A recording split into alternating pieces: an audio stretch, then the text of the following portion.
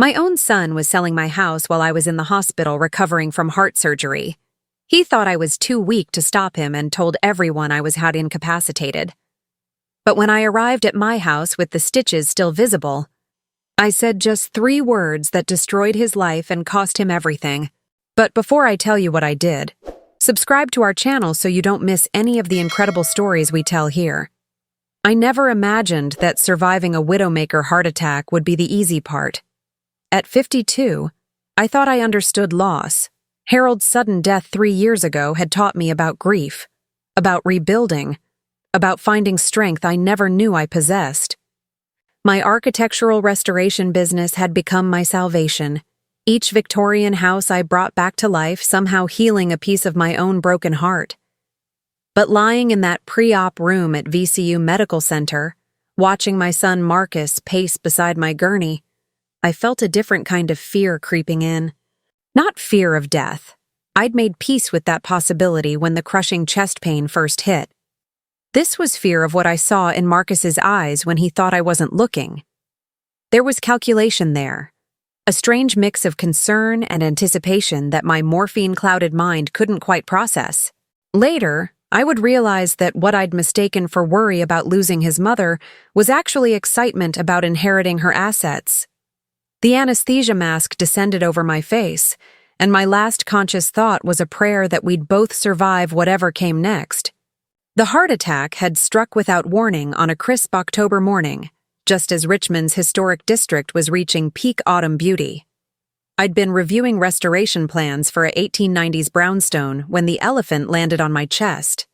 That's how cardiologists describe the sensation, though no metaphor truly captures the terror of feeling your heart rebel against life itself. Marcus found me collapsed in my home office 2 hours later, surrounded by architectural drawings that were now stained with my sweat and tears.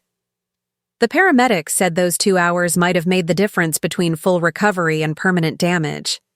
But Marcus claimed he'd come by as soon as he received my missed calls. Something about that timeline nagged at me even through the medical haze. But questioning my son's story felt like betraying the only family I had left. The emergency room chaos blurred together. IV lines, cardiac monitors, urgent consultations about arterial blockages that had nearly claimed my life. Through it all, Marcus held my hand and whispered reassurances that felt almost practiced, as if he'd rehearsed this moment. "Don't worry about anything, Mom," he kept saying. "I'll take care of everything while you focus on getting better." Dr. Peterson's explanation of my condition was sobering in its complexity. 3 major arteries were severely blocked, requiring immediate triple bypass surgery with a recovery timeline measured in months, not weeks. "You're fortunate to be alive, Mrs. Mitchell," he said gravely. "This type of cardiac event typically doesn't leave survivors. The surgery itself would take 6 to 8 hours, followed by intensive care monitoring and a carefully managed rehabilitation process. As they prepared me for the operating room, Marcus asked detailed questions about my prognosis, recovery timeline, and cognitive effects of the surgery. His thoroughness impressed the medical staff. Here was a devoted son ensuring he understood every aspect of his mother's care. But something in his line of questioning felt off to me, like he was gathering information for purposes beyond medical understanding. When he specifically asked about decision-making capacity during recovery and whether I'd need help managing financial affairs, I attributed his interest to natural concern. The thought that he might be conducting reconnaissance for a planned assault on my independence never crossed my mind. After all, this was the boy who'd cried inconsolably when Harold died, who'd promised to always protect me. How could I have known he was already calculating how to betray that promise? The surgery was successful beyond Dr. Peterson's expectations, but the recovery would be more challenging than anyone anticipated. When I awakened in the cardiac ICU, Marcus was there with flowers and a notebook full of questions about my estate planning, insurance policies, and business operations. "I've been thinking about how to help you during recovery," he explained earnestly. "Maybe I should have temporary authority to handle bills and business decisions while you're healing." His suggestion seemed logical, Managing my architectural firm while recovering from major surgery would be overwhelming. But Harold had always handled our financial affairs, and I deliberately maintained control of everything after his death as a way of honoring his memory and maintaining my independence. The idea of surrendering that control, even temporarily, felt like a betrayal of the strength I'd worked so hard to build. Marcus sensed my hesitation and quickly backpedaled. "Of course, it's entirely up to you, Mom. I just want to help however I can." But I caught something in his expression when he thought I was sleeping, a flicker of frustration that suggested my independence was less touching than inconvenient. The first week of recovery passed in a haze of pain medication and constant medical monitoring. Marcus visited daily, always with updates about how he was managing things at home, though I hadn't asked him to manage anything beyond watering my plants.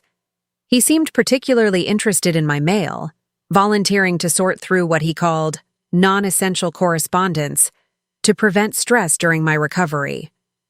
When I mentioned wanting to check on my business clients, Marcus was quick to assure me that he'd already contacted everyone to explain my situation. "I told them you'd be unavailable for several weeks while recovering," he said. Everyone was very understanding about the delay in projects. Something about his phrasing bothered me. Several weeks seemed like an optimistic timeline for major surgery recovery, and my clients typically expected more detailed communication about project delays. But challenging Marcus felt like ingratitude toward someone who was sacrificing his time to help me. The morphine made everything feel distant and dreamlike, including my usually sharp instincts about people's motivations. If I'd been thinking clearly, I might have wondered why my son, who'd never shown interest in architecture or business management, was suddenly so eager to involve himself in my professional affairs. By the second week, my physical strength was returning faster than expected, but my access to normal life seemed to be shrinking rather than expanding. Marcus had apparently instructed the hospital staff to limit my visitors, explaining that I needed rest and minimal stimulation for optimal healing. When Eleanor Henderson, my neighbor and closest friend for 30 years, failed to visit, I assumed she was respecting medical recommendations. Marcus confirmed this, adding that he'd spoken with several neighbors about maintaining quiet around the house during my recovery. Everyone's being so thoughtful about giving you space to heal," he said, though something in his tone suggested he was more pleased about the isolation than I should have been. My attempts to use my phone for business calls were gently discouraged. "The doctor mentioned that stress could trigger another cardiac event," Marcus reminded me whenever I reached for my mobile device. "Let me handle the urgent stuff, and you can catch up on everything when you're stronger." Each restriction seemed medically prudent in isolation, but together they were creating a bubble of dependency that felt increasingly uncomfortable. The night before my discharge, Marcus spent hours discussing post-surgery care arrangements with what seemed like excessive enthusiasm. He'd taken time off work to stay with me during the initial recovery period, rearranged his apartment lease to move back home temporarily, and researched cardiac rehabilitation programs with the dedication of someone planning a major project. "I want to make sure you have everything you need," he explained, showing me detailed schedules for medication management, physical therapy appointments, and gradual activity increases. His preparation was impressive and touching, the kind of thorough care I'd always hoped my son would show during a medical crisis. But there was something almost possessive about his plans, as if my recovery was a business venture he intended to control completely. When I suggested that I might manage some aspects of my care independently, Marcus seemed genuinely concerned. "Mom, you're going to be more vulnerable than you realize. Let me handle the details so you can focus entirely on healing." The word vulnerable stayed with me long after he left that evening. In the context of medical recovery, it meant fragile and in need of protection. But in other contexts, vulnerable meant exposed to attack. I fell asleep wondering which definition Marcus had in mind, and hating myself for questioning the motives of the only person who'd promised to take care of me. Coming home to my beloved Victorian felt like entering a beautiful mausoleum. The house that Harold and I had spent 20 years restoring to its 1887 glory now felt eerily quiet, stripped of the usual bustle of clients, contractors, and neighborhood friends who'd always treated our home as an informal community center. Marcus explained this as a necessary part of my recovery environment. No stress, no unexpected visitors, no business distractions that might trigger another cardiac episode. Dr. Peterson was very specific about maintaining calm during the first month, he reminded me, as he helped me settle into the sitting room where Harold and I had shared countless evening conversations. But something felt fundamentally wrong about the silence that had descended over my normally vibrant home. The phone wasn't ringing with client consultations, no contractors were stopping by to discuss restoration techniques, and even the mail seemed suspiciously light. When I mentioned this to Marcus, he produced a folder of what he called handled correspondence, bills he'd paid, client communications he'd managed, and business inquiries he'd addressed on my behalf. "I didn't want you worrying about any of this during recovery," he said, but he didn't offer to show me the actual documents, just summaries he'd written himself. The isolation became more pronounced as the days passed, though Marcus framed it as protection rather than separation. Eleanor Henderson's absence particularly bothered me. 30 years of friendship doesn't simply pause for medical recovery, especially when that friend is a retired nurse who would understand exactly what kind of support I needed. When I asked Marcus to call Eleanor for me, he claimed to have already spoken with her multiple times. "She's been worried sick about you," he reported, "but she agrees that minimal visitors are best during this critical recovery period." This explanation felt wrong on multiple levels. Eleanor had nursed cardiac patients for 4 decades.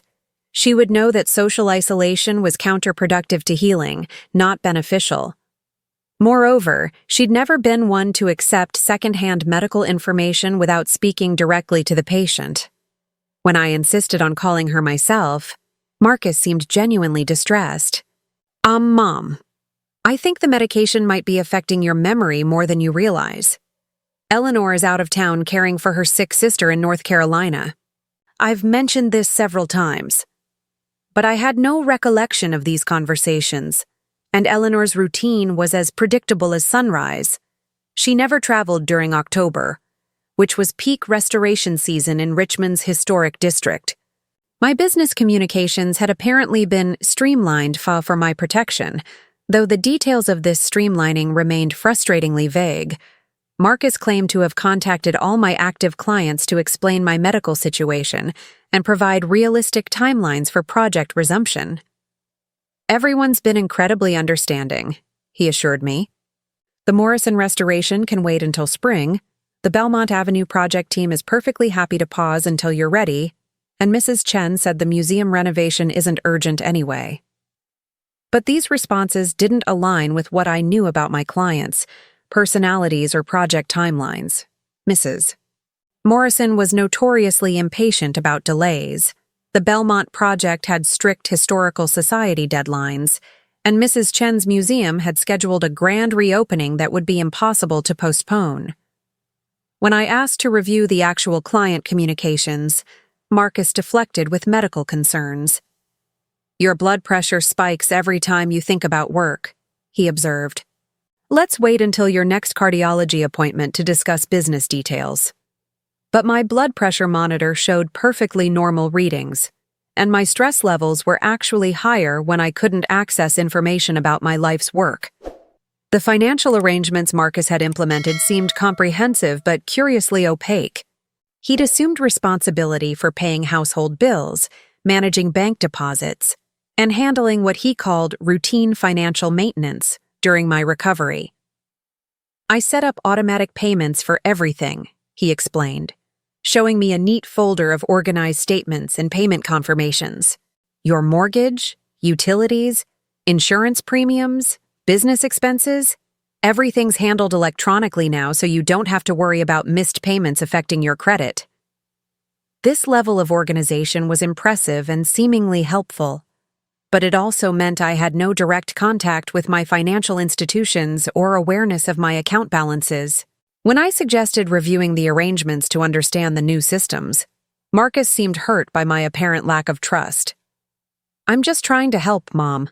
If you'd prefer to manage everything yourself while recovering from major surgery, I can certainly step back." His wounded tone made me feel guilty for questioning arrangements that were clearly intended to reduce my stress during a vulnerable time. 3 weeks into my recovery, I began experiencing what felt like controlled access to my own life. Phone calls came through Marcus first, mail was sorted for priority before reaching me, and my computer access was limited due to concerns about screen time affecting sleep patterns. Each restriction had a reasonable medical justification, but collectively they created a sense of living under benevolent house arrest. My architect's training had taught me to recognize when structural modifications compromised a building's integrity, and something similar was happening to the structure of my independence. The support systems that had sustained me since Harold's death, professional relationships, neighborhood connections, financial autonomy, were being systematically redirected through Marcus's management. When I raised concerns about this level of oversight, he seemed genuinely confused by my resistance. "I thought you'd appreciate having someone handle the details while you focus on healing," he said. "But if you'd prefer to stress about bills and business problems while recovering from a heart attack, I can certainly stop helping." The emotional manipulation was subtle but effective. Questioning his help meant risking both his care and the implication that I was being ungrateful for his sacrifices. The breaking point came when I discovered that my business phone line had been temporarily disconnected to prevent work-related stress during recovery.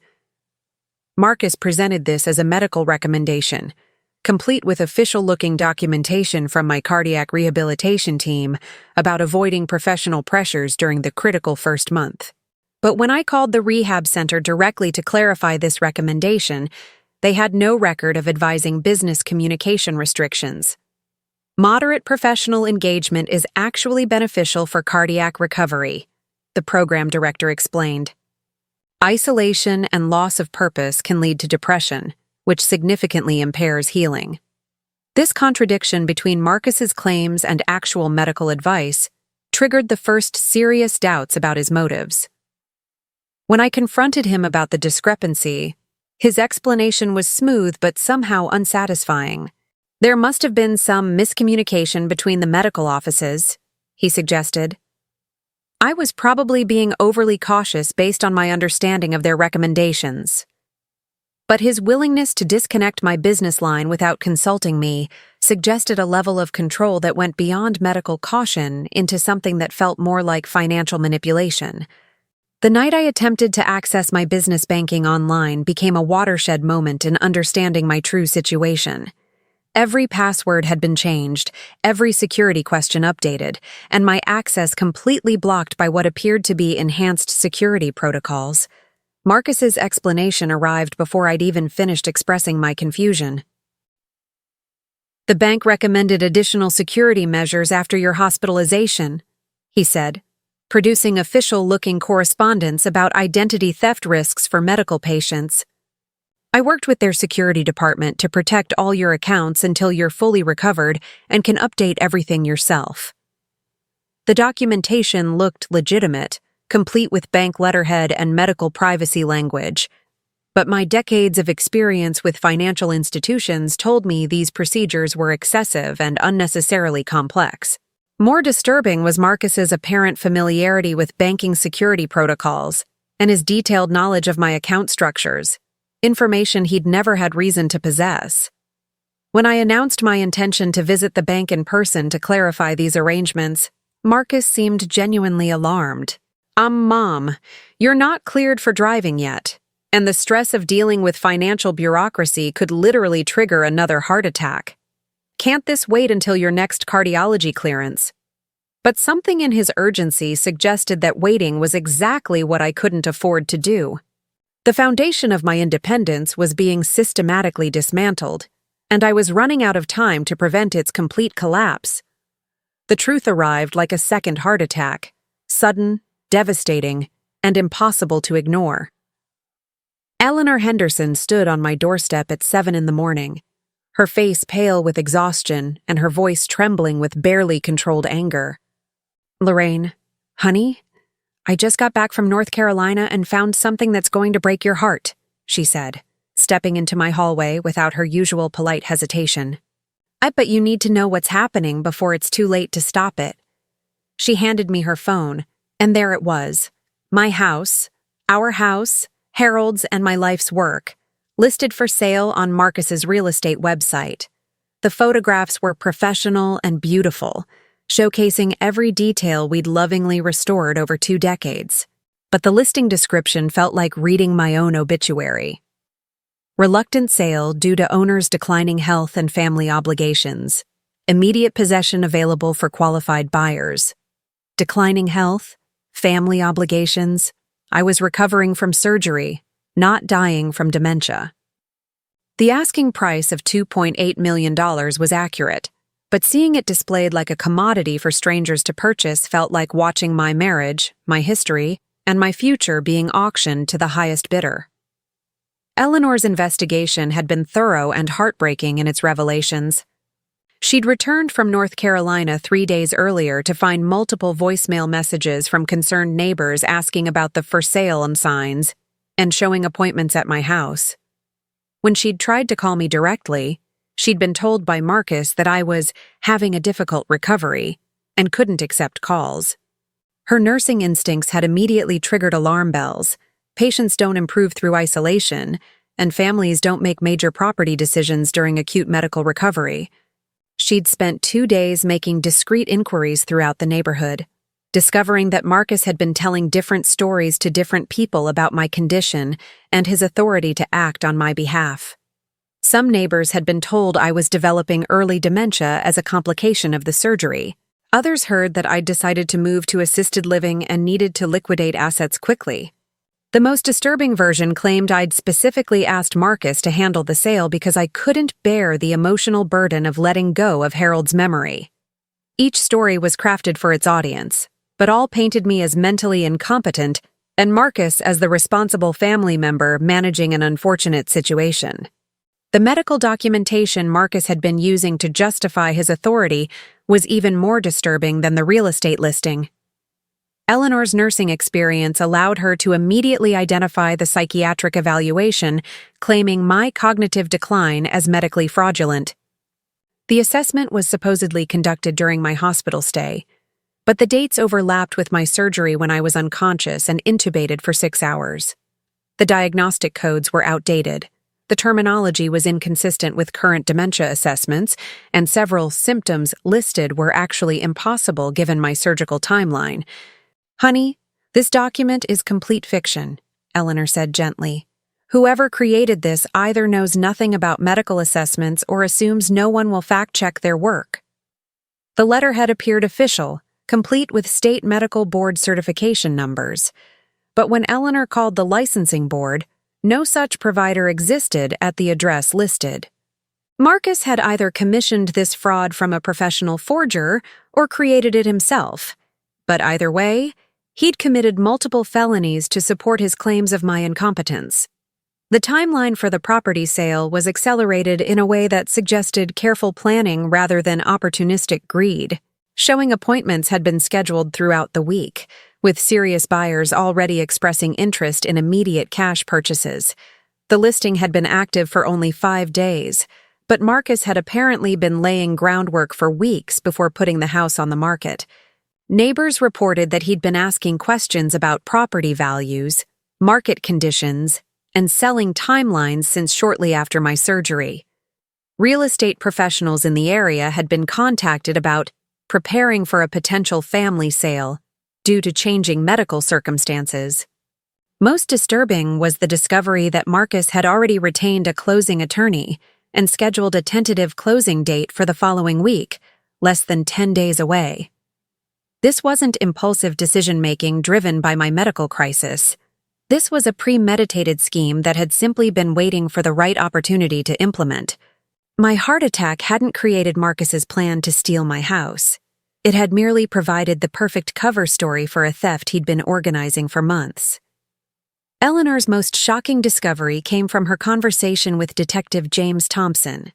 Harold's childhood friend, and our family's unofficial protective uncle for 30 years. When she'd called Jim to report her concerns about potential elder abuse, she learned that he'd already been investigating suspicious activity around my financial accounts. Jim's been watching Marcus for weeks, Eleanor told me quietly. Bank inquiries about account transfers, credit applications using your information, even preliminary discussions with estate attorneys about inheritance procedures. Jim said he'd been waiting for enough evidence to act, but he needed either your direct complaint or clear proof of fraudulent activity. The idea that Detective Thompson had been protecting me from a distance while I'd been completely unaware of the danger felt both comforting and terrifying. How long had Marcus been planning this betrayal? How many other family friends had noticed warning signs that I'd been too trusting to see? The realization that my son had been conducting reconnaissance on my financial life while pretending to care for my medical recovery was almost harder to process than the property theft itself. The most devastating revelation was personal rather than financial. Eleanor had discovered that Marcus's gambling debts weren't recent desperate mistakes. They were part of a pattern that had been escalating since Harold's death.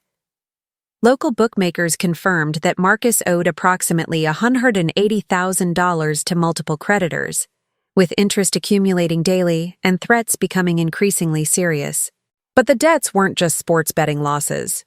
They included high-stakes poker games, online casino gambling, and what appeared to be investment scams disguised as legitimate trading opportunities. Marcus had been living a double life for years, presenting himself as a struggling but honest real estate agent, while actually funding a gambling addiction through increasingly sophisticated fraud schemes. The timing of my heart attack had been tragically perfect for his purposes. He needed major money immediately, and my temporary vulnerability provided the opportunity he'd been waiting for. The son who'd comforted me through Harold's death had been calculating how to exploit my own potential death from the moment he realized I had valuable assets and no other family to protect them. Confronting this betrayal required more strength than surviving the heart attack had demanded. Physical recovery was a matter of following medical protocols and allowing time to heal damaged tissue. Emotional recovery from discovering that your only child has been systematically planning to destroy your life while pretending to save it, that was a different kind of surgery, one that no medication could ease. Eleanor sat with me as I processed the full scope of Marcus's deception, her nursing experience guiding me through what felt like a psychological emergency. "You need to understand something, Lorraine," she said firmly. "This isn't your fault. It's not a reflection of your parenting, and it's not something you could have prevented by being a better mother. Marcus made these choices as an adult, and now he has to face adult consequences." Her words were comforting, but the guilt was overwhelming. Had I enabled his irresponsibility by always bailing him out of financial crises? Had I failed to teach him proper values despite Harold's and my best efforts? The answers didn't matter now. What mattered was stopping the theft before it became irreversible. Within an hour, Detective Thompson was on his way to my house with arrest warrants, search warrants, and a plan to end Marcus's scheme before it destroyed what remained of both our lives. The confrontation I'd been dreading was about to become unavoidable, and I wasn't sure either of us would survive it intact. Detective Thompson's arrival felt like watching a childhood friend transform into an avenging angel. Jim had been Harold's best man, Marcus's honorary uncle, and our family's protector for 3 decades. But the man who walked through my door that morning carried the cold authority of justice rather than the warmth of friendship. "Lorraine, I need you to understand something before we do this," he said, his voice heavy with professional gravity and personal pain. "What we're about to do will destroy your relationship with Marcus permanently. There's no coming back from this, no family reconciliation, no forgiveness that will undo what happens next. Are you absolutely certain you want to proceed?" The question hung in the air like a death sentence. Was I ready to sacrifice my only remaining family member to save my life's work?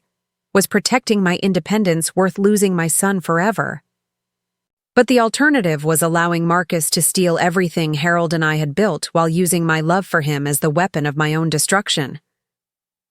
Some choices aren't really choices at all. They're simply the final recognition of what's already been lost. "Do it," I whispered, and watched Jim's expression shift from protective friend to relentless investigator. The plan was surgically precise, designed to catch Marcus in the act while protecting the innocent buyers who'd been unknowingly drawn into his scheme. Jim had coordinated with the district attorney's office to ensure that arrest warrants were properly executed and evidence was preserved for prosecution. "We have one opportunity to do this right," he explained as we reviewed the timing.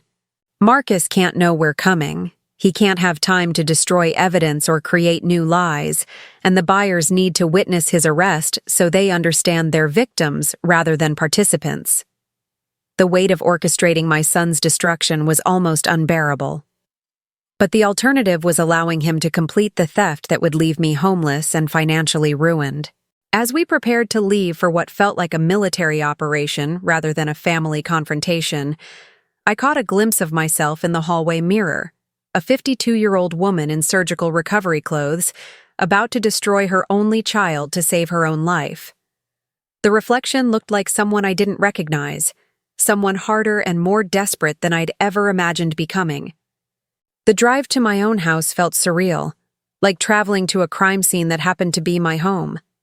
Jim had insisted I remain in obvious medical recovery attire, surgical compression garments, hospital identification bracelet, and the careful movements of someone still healing from major surgery. "You need to look exactly like someone who survived a heart attack 4 weeks ago," he said grimly, "not someone with dementia who can't manage her own affairs." The visual evidence of my competence would be crucial for prosecution, but it also served as a reminder of how Marcus had weaponized my vulnerability against me. As we turned onto my street, I could see cars parked in front of my house and people moving through my garden with the casual confidence of potential owners. Strangers were evaluating my sanctuary, calculating its worth, and planning their future in the space where Harold and I had built our past. The violation was almost physical in its intensity, like watching someone rifle through your most intimate possessions while you stood helpless to intervene. Eleanor met us at the corner, her face set with the determined grimness of someone prepared for battle. Her investigation had continued throughout the morning, providing real-time intelligence about the showing's progress and the participants' identities. "There are 6 people inside," she reported quietly. "The buyers, David and Jennifer Martinez from California, their agent Susan Walsh, Marcus, and 2 people I don't recognize who might be the closing attorney and appraiser." Her voice carried the professional efficiency of someone who'd spent 40 years managing medical emergencies, but I could see the emotional cost in her eyes. This wasn't just about protecting me anymore. It was about justice for every elderly person who'd ever been betrayed by family members they trusted. "The buyers seem lovely, Lorraine. They have no idea what they're walking into. When this explodes, they're going to be traumatized by their unwitting participation in elder abuse." That thought added another layer of guilt to my emotional storm. Marcus's greed hadn't just targeted me. It had drawn innocent people into a criminal conspiracy that would leave everyone damaged in different ways. The moment of truth arrived with deceptive normalcy. Jim and I walked up the front steps of my own home, past the "For Sale" sign that had been planted in Harold's rose garden without permission. Toward the front door, we'd painted 7 different shades of blue before finding the perfect Victorian-era color. Through the original stained glass windows, I could see my son conducting business in my living room, using my vulnerability as a selling point and my love for him as cover for theft. When we rang the doorbell, Marcus answered with the confident smile of someone who believed he'd anticipated every contingency. That smile disintegrated the moment he saw me standing there in my surgical recovery clothes, obviously competent and clearly furious. "Mom?" he stammered, his face cycling through shock, fear, and desperate calculation. "What are you doing here? You should be resting, Dr. Peterson said." But whatever lie he'd prepared collapsed when he noticed Detective Thompson standing beside me in full uniform, his hand resting casually on his handcuffs. The scene inside my living room was a masterpiece of confusion and mounting horror. The Martinez couple stood frozen near my fireplace, their faces reflecting the growing realization that something was fundamentally wrong with their dream house purchase. Susan Walsh, their real estate agent, was frantically checking her phone and shuffling papers as if trying to verify information that no longer made sense. Two other men I didn't recognize, apparently the closing attorney and property appraiser Marcus had hired, looked increasingly uncomfortable as they processed the unexpected arrival of the supposedly incapacitated homeowner. Marcus stood in the center of the room like a criminal caught mid-crime, still holding documents that I now knew contained forged signatures and fraudulent medical certifications. The contrast between his confident demeanor minutes earlier and his current panic would have been almost comical if it weren't so personally devastating. "Ladies and gentlemen," Jim announced with formal authority, "I'm Detective Thompson with the Richmond Police Department. I need everyone to remain calm while we address some serious irregularities with this property transaction." What happened next unfolded like a train wreck in slow motion, horrifying, unstoppable, and impossible to look away from.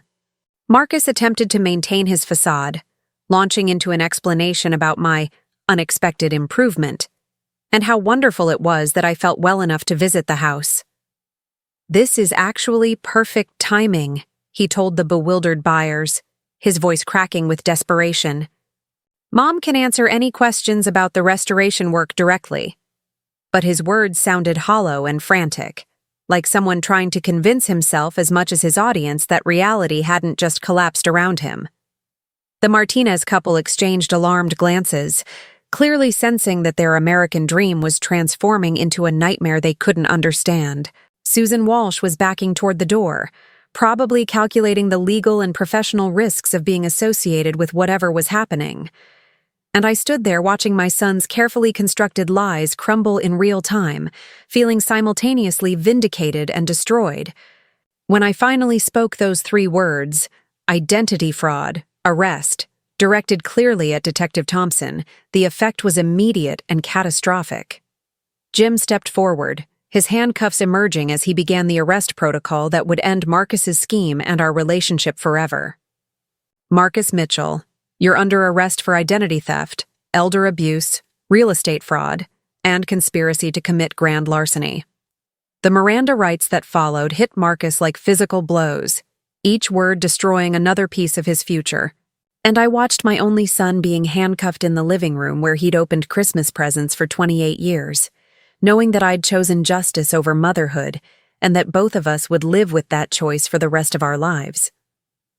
The aftermath of Marcus's arrest unfolded like a controlled demolition, systematic, inevitable, and utterly devastating to everything we'd built as a family. Within hours, local news trucks lined our street, drawn by the irresistible combination of family betrayal, elder abuse, and real estate fraud that would dominate Richmond headlines for weeks.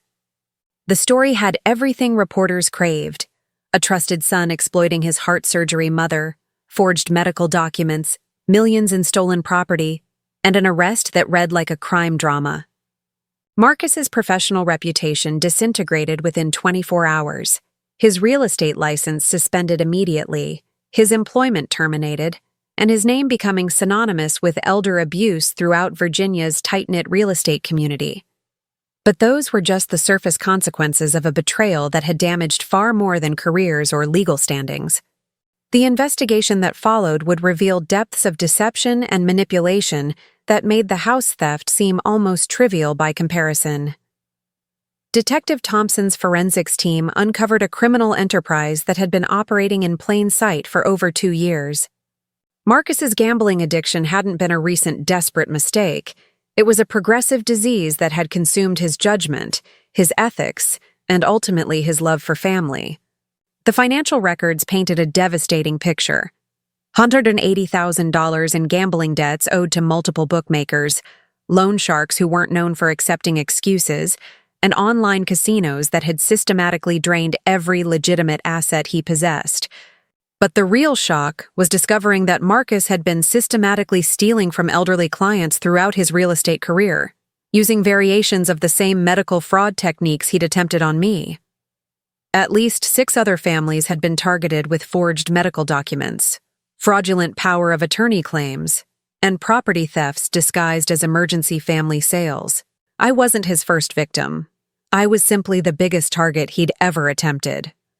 The son I'd raised to value honesty and compassion had become a professional predator who specialized in exploiting the very demographic I now belonged to: vulnerable older adults with valuable assets and limited family protection. The legal consequences accumulated like compound interest, each new discovery adding years to Marcus's potential sentence. Federal charges came first: wire fraud for using electronic communications to facilitate the scheme, mail fraud for the forged documents, and identity theft for impersonating medical professionals. State charges followed quickly: elder abuse, real estate fraud, conspiracy to commit grand larceny, and multiple counts of forgery in the first degree. The prosecution, led by District Attorney Sarah Chen, wasn't interested in plea negotiations. "This case represents the worst kind of family exploitation," she announced at a press conference that played on every local news station. "We intend to seek maximum penalties to send a clear message that elder abuse will not be tolerated in Virginia." The legal proceedings would take 18 months to complete, but the outcome was never really in doubt. Marcus's public defender, overwhelmed with cases and lacking resources, could only negotiate for concurrent rather than consecutive sentences. Even with the best possible legal outcome, Marcus was facing 12 to 15 years in federal prison, effectively the rest of his 20s and most of his 30s. The gambling addiction that had driven him to these crimes would be the least of his problems during the coming decade. The civil consequences were equally devastating and more personally meaningful to me. Harold's will, which I'd forgotten contained specific anti-fraud provisions drafted during his years as an estate attorney, automatically triggered upon Marcus's arrest for crimes against family property. The disinheritance clause was ironclad and immediate. Any heir who attempted to defraud the estate or abuse the surviving spouse would forfeit all claims to inheritance, including future interests, emergency provisions, and family heirlooms. Marcus lost not just his expected inheritance from my estate, but also his share of Harold's retirement accounts, life insurance policies, and the rental property that had been generating his only reliable income for years. The financial impact was catastrophic. From expecting to inherit approximately $3.2 million upon my death, Marcus now faced complete disinheritance plus hundreds of thousands in legal fees, restitution payments, and civil penalties. His greed had transformed him from a future millionaire into a penniless felon, whose earning potential would be permanently destroyed by his criminal record. The emotional reckoning was infinitely more complex and painful than any legal or financial consequence. Sitting in the victim impact statement preparation session 6 months after his arrest, I struggled to articulate the depth of betrayal that went beyond stolen property or forged documents. How do you explain that losing your child to his own greed is worse than losing your husband to sudden death? Harold's passing was tragic but natural, the random cruelty of cardiac disease that strikes good people without warning or purpose. Marcus's betrayal was chosen, calculated, and specifically designed to exploit the love I'd given him unconditionally for 28 years. He'd studied my vulnerability like a military strategist studies enemy weaknesses, then weaponized my trust against me during my most fragile moments. The son who'd held my hand through Harold's funeral had been simultaneously planning to profit from my own medical emergencies. Every memory of our relationship was now contaminated by the knowledge that he'd been capable of this level of deception. The grief was profound and complicated, mourning not just the relationship I'd lost, but the person I'd believed him to be for his entire life. The community response surprised me with its overwhelming support, but also highlighted how unusual my situation was in its positive outcome. Eleanor organized a neighborhood support network for elderly residents, recognizing that family-based financial abuse was far more common than anyone wanted to acknowledge. The Martinez couple, initially devastated by their unwitting involvement in the fraud, became advocates for stronger real estate transaction protections and mandatory waiting periods for property sales involving medical emergencies. Local news coverage sparked broader conversations about elder abuse, financial exploitation, and the vulnerability of cardiac patients to family manipulation. My architectural restoration business, rather than suffering from the scandal, experienced an unexpected surge of interest from clients who wanted to work with someone who demonstrated such strength in defending her life's work. The city's Historic Preservation Society honored Harold's and my restoration work with a permanent plaque on the house, ensuring that our legacy would outlast Marcus's attempt to destroy it. In trying to steal my past, Marcus had inadvertently elevated its recognition and protection within the community that had always supported our work. The final court hearing brought a closure I hadn't expected to find, though it came at a price I'm still learning to accept. Marcus received a 14-year federal sentence with additional state time to be served consecutively, effectively ensuring he'd spend the next 17 years in prison. His courtroom apology felt scripted and self-serving, more concerned with reducing his sentence than acknowledging the true scope of his crimes. "I never meant to hurt my mother," he claimed, as if intent could somehow minimize the devastation he'd caused to me and 6 other families. But actions matter more than intentions, and his actions had spoken clearly about who he really was beneath the facade of filial devotion. As the judge read the sentence, I felt something unexpected, not joy at his punishment, but a profound sadness for the man he could have been if he'd chosen differently. The boy I'd raised was gone, replaced by a stranger who'd made terrible choices that would define the rest of his life. When he was led away in shackles, he looked back at me once with what might have been regret, or simply disappointment that his scheme had failed. I'll never know which, and I've learned that some questions don't have answers that matter. What matters is that I survived his betrayal, protected other potential victims through his prosecution, and discovered strengths I never knew I possessed. The heart attack had nearly killed me, but surviving Marcus's betrayal made me realize that some forms of strength only emerge when everything you trusted has been destroyed. I'm still here, still capable of love and trust and building something meaningful from the wreckage. Some battles leave you broken, others leave you unbreakable. I'm still deciding which category this one belongs to, but I'm grateful to have the luxury of time to figure it out.